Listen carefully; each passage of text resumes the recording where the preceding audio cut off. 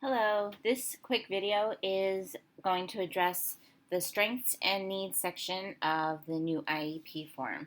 So remember that strengths and needs can only be accessed through the edit section. So you can scroll down here and go to edit.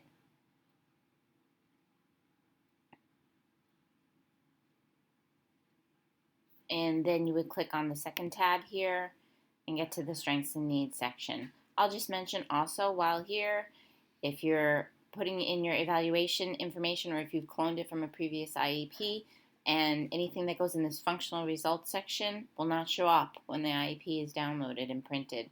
You need to copy here and paste here for that information to show up on the IEP. If you're writing a new IEP, put all your stuff into this box. I don't think it will, in fact, let you put it over here. So, the strengths and needs section. Section B is the strengths of both academic and functional performance. It used to be in separate sections. Now it's all in one box.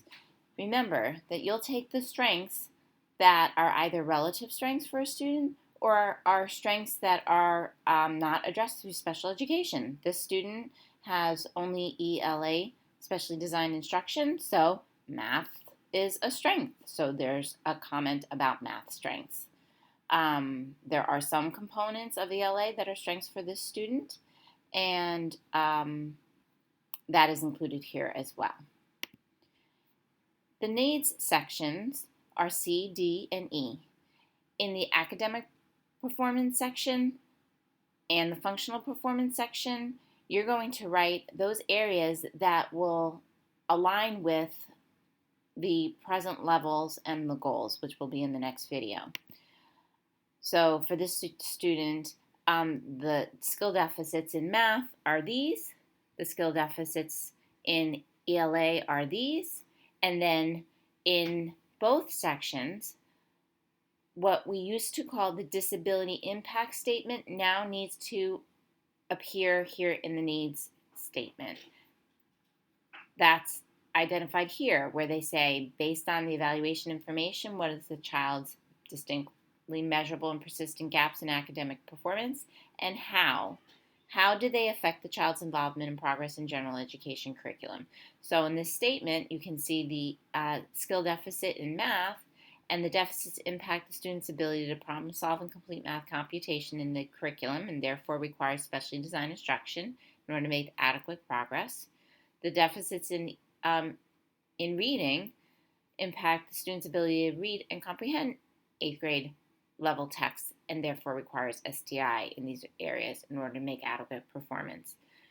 I have not been providing feedback on the how statement to date, and now need folks to be aware that you need to include that in the needs statements.